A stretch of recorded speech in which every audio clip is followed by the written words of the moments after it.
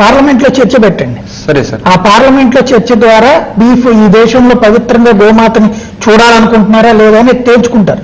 కానీ అదేం చేయకుండా ఇప్పుడు మీరు చెప్పినటువంటి ప్రభుత్వాలు అధికారంలో ఉన్నప్పుడు పార్లమెంట్ లో చట్టం ద్వారానో చర్చ జరగాల్సింది తీసుకొచ్చి మీరు ఒక అసహనం అనేటువంటి పదం ఇప్పుడు ఏదైతే క్రియేట్ చేస్తున్నారో అసహనాన్ని మీరు కొత్తగా తీసుకొస్తున్నట్టు అవట్లా. ఇప్పుడు వాళ్ళు రోజు పోని బీఫ్ ఈ 10 ఏళ్లలో ఎక్కడా అమ్ముడు కాలేదు, ఇవాళే వీళ్ళు బిగిన్ చేశారంటే పోనీ క్రైమ్ అమ్ము. కానీ ప్రతి చోట బీఫ్ అమ్మకాలు బహిరంగంగానే జరుగుతున్నాయి కదా, ఏముంది ఇంకా మీకు అభ్యంతరం ఎందుకు? సార్, భారతదేశంలో ఇప్పుడు మీరు చెప్పినట్టే చట్ట ప్రకారంగానే మేము అన్ని చేస్తున్నాం. ఇక్కడ మేము ఉద్రిక్త వాతావరణాన్ని నిర్మాణం చేస్తలేదు సార్. మనం మీరు చూడండి, ఫస్ట్ మేము డిస్ట్రిక్ట్ కలెక్టర్ గారికి వెళ్ళి మెమరాండం ఇచ్చాం. తర్వాత మనము ఎవరైతే vice chancellor, university vice chancellor, in charge vice chancellor గారికి వెళ్ళి మేము మెమరాండం ఇచ్చాము. ఇప్పటి వరకు ఎక్కడ కూడా మనం అలా చెప్తున్నారంటే ఇవాళ మీరు చేసినటువంటి మీరు ఈ అభ్యంతరం పెట్టడం ద్వారా దీన్ని చర్చకి తావిచ్చి పెద్ద పబ్లిసిటీ క్రియేట్ చేస్తున్నారు. మీరు ఎందుకంటున్నారు దాని ద్వారా సాధించేది ఏంటి మీరు? సార్, ఇక్కడ పబ్లిసిటీ క్రియేట్ చేయడం అనేది కాదు.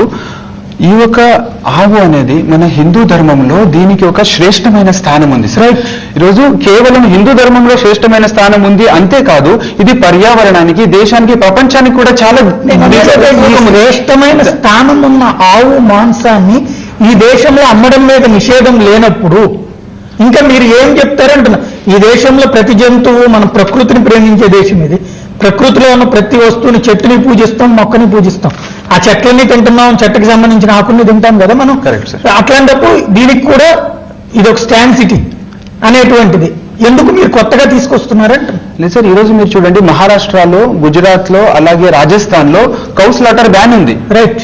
ఆంధ్రప్రదేశ్ లో కూడా, ఆంధ్రప్రదేశ్ మరియు తెలంగాణలో prohibition of cow slaughter and animals prevention act 1977 ప్రకారంగా ఇక్కడ కూడా కౌ స్లాటర్ బ్యాన్ ఉంది. కానీ దానికి దొరుకుతుంది. కానీ అదే దౌర్భాగ్యం ఏంటంటే సార్, మన భారతదేశంలో చట్టాలు ఉన్నప్పటికీ కూడా దాన్ని అమలులో తీసుకురావట్లేదు.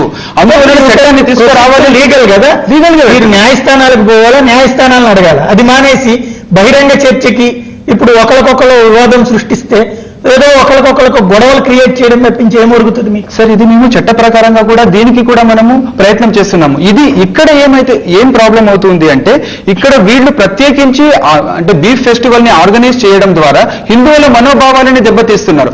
ఆ ఒక యూనివర్సిటీ క్యాంపస్ లో అన్ని మతస్థులు, అన్ని ధర్మం వాళ్ళు ఉంటారు. ఇంకొకరు మనోభావాలని దెబ్బతీసి దాన్ని ఒక ఫెస్టివల్ గా ఆర్గనైజ్ చేసుకోవడం అనేది తప్పు. అది యూనివర్సిటీ రూల్. మీరే అంటారు. ఒక్క నిమిషం. ఈ దేశంలో ఉండాలంటే వందే మాతరం పాడాల్సిందే అన్న గొంతుకలు ఇవాళ విచ్చలవిడిగా హిందూ మతం మతం రెచ్చగొడుతున్న ప్రత్యేక పరిస్థితి దేశంలో చూస్తూ ఉన్నాం. ప్రధానంగా ఆర్ఎస్ఎస్, బీజేపీ, దాని అనుబంధ హిందూ సంస్థలు ఈ దేశంలో, రాష్ట్రంలో బీఫ్ అమ్మకాలను మొత్తంగా ఎత్తివేయాలని చెప్పేసి నిరసన కార్యక్రమాలు గాంధీ మార్గంలో నిరసన చేసిన వారు ఇప్పుడు బహిరంగంగా హత్యలు చేస్తూ, మారణ హోమం సృష్టిస్తూ, అక్లక్ నుండి జూవేద్, నోమెన్ లాంటి వాళ్ళను కూడా కిరాతకంగా ఇంట్లో జొరబడి చంపేసిన ప్రత్యేక సందర్భంలో పెద్ద కూర తినడం ఇక్కడ దళితుల, మైనార్టీ సెక్షన్ల, ఎస్సీ ఎస్టీల హక్కు. వాళ్ళు బహిరంగంగా తింటారని చెప్పేసి ఉస్మాన్ యూనివర్సిటీలో ఉన్న ప్రజాస్వామిక దళిత ప్రాంతీయ సంఘాలన్నీ కలిసి ప్రజాస్వామ్య సాంస్కృతిక వేదికను ఏర్పాటు చేసుకొని ఈ బీ ఫెస్టివల్ నిర్వహిస్తా ఉన్నాం. అంటే దేశంలో జరుగుతున్న అసహన రాజకీయాలకు వ్యతిరేకంగా మాత్రమే ఈ బీ ఫెస్టివల్ నిర్వహిస్తున్నాం. రైట్. అంటే దేశ అసహన రాజకీయాలు ఇక్కడ కూడా జరుగుతున్నాయని పబ్లిక్ తెలియజేయడం తెలియజేయడం. ఇంకో విషయం మాట్లాడేటప్పుడు నాకు టైం ఇవ్వండి. ఇంతకుముందు మాట్లాడేటప్పుడు మన అన్నగారు ఇంతకుముందుకు ఓయూలో బీ ఫెస్టివల్ నిర్వహించారు, అక్కడ ఘర్షణలు జరిగినాయి, ఆ ఘర్షణల బాధ్యతలు మేమే అనేటట్టు మాట్లాడుతూ ఉన్నారు. 2010లో హెచ్సియులో బీ ఫెస్టివల్ జరిగినప్పుడు మీరు అడ్డుకోకపోతే ఇఫ్లూలో జరగాల్సి ఉండకపోయేది.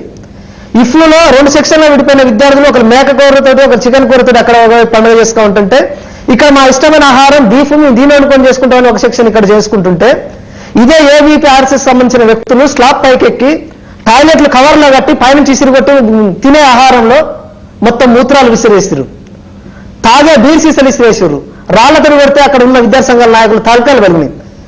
అక్కడ ఫెయిల్ అయిన బీఫ్ ఫెస్టివల్ను ఉస్మాన్ యూనివర్సిటీలో మేము నిర్వహిస్తాం. తినడం మా హక్కు. ఈ దేశంలో ఆర్యులు ప్రవేశపెట్టిన ఈ తిండిని ఆరులో బ్రాహ్మణులుగా మారిర్రు. ఈ బ్రాహ్మణులే ఈ బీఫ్ ను తినడం మొదలుపెట్టిర్రు. ఈ జీవహింస వ్యతిరేకంగా బుద్ధులు వచ్చిన తర్వాత వాళ్ళు మానేస్తారు తప్పించి ఈ దేశంలో బీఫ్ ను తయారు చేసింది తినడం నేర్పింది కూడా ఆరులే. ఇవాళ వాళ్ళే వచ్చి తినేటోళ్ళని చంపుతాం తినొద్దని చెప్పేసి గొప్పలు చెప్తా ఉన్నారు తప్పించి దీంట్లో వాస్తవాలు లేవు. కనుక మేము ఉస్మానియా యూనివర్సిటీలో ఉన్నటువంటి ప్రజాస్వామిక విద్యార్థి సంఘాల నాయకులందరం కూడా ఎవరు తినే ఆహారం వాళ్ళు తింటారు, ఎవరికి వ్యతిరేకం కాదు. తినే వాళ్ళని రెచ్చగొట్టి చేయదు. దేశంలో మతానికి సంబంధించి మీరు ప్రతిసారి టెస్ట్ పెట్టేది హిందూ మతానికి పెడుతుంటారు. పంది అనేటువంటిది ఇక్కడ పంది మాంసం కూడా తింటాం ఇండియాలో, చాలా మంది తింటారు. అదే అందులో ఏ కులం వాళ్ళు తింటారు, ఎక్కడి నుంచి తింటారు అనేది అందరికీ తెలిసిందే. ఇవాళ మీరు ఆ ఫెస్టివల్ ఎందుకు జరపట్లేదు? తప్పకుండా సార్. ఇప్పుడు ఇక్కడ గుర్తుపెట్టుకోవాల్సిన విషయం, మీరు పెద్ద కూర తింటే చంపుతా అంటున్నారు. ఎవరు అనలేదు. అరే రాజాసింగ్ చెప్పేది మీరు వింటానంటే నేను వినిపిస్తా. ఆయన చెప్పిన పదం బీఫ్ ఫెస్టివల్ అనేది గోమాతకు సంబంధించి మేము పూజించేటువంటిది. ఈ దేశంలో గోవుకి సంబంధించి రాజ్యాంగ పరంగానే హక్కిచ్చారు కాబట్టినే దాన్ని చెయ్యొద్దని కోరుతున్నాం. ఈవెన్ వాళ్ళ పార్టీ నేను ఒక మాట మీకు వివరంగా మీరు మామూలుగా మీరు చంపేస్తానన్నారు అనేటువంటిది ఎవరు మీతో చెప్పారో చంపుతానన్నది తెలియదు నాకు. కాబట్టి ఆయన మాటల్లో మీకు కావాలంటే వినిపిస్తుంది. మాటలు కాదండి, ఫేస్బుక్లలో ట్విట్టర్లలో మీరు ఏది మార్కింగ్ చేసుకోవాలంటే నేను అనేది అధికారిక స్టేట్మెంట్ అనేది లెక్క వస్తుంది. ఆయన ఎవరికి చూస్తాడు. నేను అనేది ఫాలో అప్ చేయలేరు. నేను అడుగుతున్నది ఇప్పుడు నేను పోస్టర్ రిలీజ్ చేసిందని చెప్పేసి నేను ఒప్పుకున్నాడు. ఆయన అన్న పాయింట్ చెప్పండి, కత్తి పట్టుకొని చలో ఉస్మానియా అని చెప్పేసి పిలుపునిచ్చిండు. ఎవరికైనా కత్తి రైట్, ఎవరిని సిద్ధం చేస్తాను కత్తి స్పష్టం చేయాలి. వెంకటేశ్వరరావు ఇంకోటి వినండి, పంది మాంసం అని అంటున్నారు. ఈ దేశంలో ముస్లింలు పందిని చంపితే నువ్వు వాళ్ళని వచ్చి చంపుతాం అని చెప్పేసి కానీ పోర్కుశాలను బంద్ చేయాలని చెప్పేసి కానీ డెమోక్రాటిక్ వాయిస్ వాళ్ళు ఇంతవరకు రాలేదు. వస్తే ఖచ్చితంగా పోర్క్ ఫెస్టివల్ అక్కడికి వెళ్ళి తింటే చెప్తారు. అప్పుడు మీరు ఇప్పుడు అంటే ఉస్మానియా మీరు హిందూ దేవాలయం, నేనంటే మీ హిందూ దేవాలయం అంటారు. మీరు అదే ఉస్మానియా యూనివర్సిటీలో ఆ ప్రోగ్రామ్ పెట్టుంటే అప్పుడు మన్నటి మన 2017 మీరు చేస్తుంటే 2011లో మేము త్రివేణి రాష్ట్రాల్లో జరిపినాం. పోర్క్ ఇటు పెట్టినాం, బీఫ్ ఇటు పెట్టినాం, చికెన్ ఇటు పెట్టినాం. నేనంటే నడుచుకున్న టైప్ లో అది చేయలేదు మీరు. అంటే దాడి ఎక్కడి నుంచి వస్తే అక్కడి నుంచే ప్రతిఘటన ఉంటుంది. రైట్, మీరు అనవసరంగా రెచ్చగొడుతున్నారు. లేకపోతే అసలు మీరు అడగకపోతే ఏం జరిగేది కాదండి. గావో విశ్వస్య మాతరం. గోవును ఇక్కడ ఉండేటువంటి కోట్లాది మంది ఎవరైతే హిందువులు ఉన్నారో దాన్ని ఒక పవిత్రమైనటువంటి దేవతగా చూసేటువంటి భారతదేశం ఇది. అయితే ఒక విషయం దీంట్లో మనం చాలా జాగ్రత్తగా గమనించాల్సినటువంటి అవసరం ఏమిటంటే, దళితుల్లోనే వాళ్ళు విభజించేటువంటి పరిస్థితి వాళ్ళు కల్పించుకుంటున్నటువంటి పరిస్థితి వాళ్ళది. అంటే ఎవరైతే ఒకవైపు కొంతమంది దళితులను వేరు చేసి హిందువులలో వాళ్ళను డైవర్ట్ చేయాలనేటువంటి ఉద్దేశం దీంట్లో ఒకటి ఉంది. నెక్స్ట్ ఇంకొక విషయం ఏంటంటే, భారత రాజ్యాంగంలో ఆర్టికల్లో 48లో స్పష్టంగా ఉంది. ఏమనుంది అంటే, పాలిచ్చేటువంటి జంతువులు ఏవైతే ఉన్నాయో వాటిని ఒక వర్గము, తర్వాత పాలు ఇవ్వనటువంటి వర్గాన్ని ఒక వర్గంగా విడదీసి దాన్ని ఈ పాలిచ్చేటువంటి వారిని మనం సంరక్షించాల్సినటువంటి అవసరం ఉంది అనేటువంటిది రాజ్యాంగంలోనే పొందుపరుచున్నది. అయితే భారతదేశంలో మీకు 29 రాష్ట్రాలలో 24 రాష్ట్రాలు గోవధ నిషేధం ఉంది ఇవాళ. అయితే దాన్ని ఇంప్లిమెంట్ చేస్తున్నారా అనేటువంటిది పక్కకు పెడితే, అటువంటి గోవును ఇవాళ ఒక పవిత్రమైనటువంటి విద్యాలయం సరస్వతి ఆలయం అది. అంటే ఒక్క భారతదేశం నుంచి వచ్చేటువంటి స్టూడెంట్సే కాదు అక్కడికి వచ్చేది, వివిధ దేశాల నుంచి వచ్చినటువంటి స్టూడెంట్స్ అక్కడ చదువుకుంటుంటారు. వాళ్ళ యొక్క ఆహారపు అలవాట్లు, వాళ్ళ యొక్క పద్ధతులు, వాళ్ళ యొక్క ఆచారాలు, వాళ్ళ సంస్కృతి వేరువేరుగా ఉంటుంది. ఒక్క మనమే ఆంధ్రప్రదేశ్ నుంచో వచ్చినటువంటి, హైదరాబాద్ నుంచో లేకపోతే తెలంగాణ నుంచో ఆంధ్రప్రదేశ్ నుంచో వచ్చినటువంటి పరిస్థితి కాదు. అక్కడ వివిధ దేశాల నుంచి వచ్చినటువంటి స్టూడెంట్స్ అక్కడ చదువుతూ ఉంటారు. అటువంటి స్టూడెంట్స్ కు వివిధ రకాలైనటువంటి వివిధ రకాల తినే పద్ధతులు కూడా వేరే ఉంటాయి. ఇవాళ మిజోరాం నుంచో లేకపోతే ఇంకో దగ్గర నుంచో వచ్చింది అనుకోండి, ఒక రాష్ట్రం నుంచి వస్తే వాళ్ళు కుక్కలు తింటారు. విషయం చెప్తున్నాను, కుక్క మాంసం తినేటువంటి పరిస్థితి.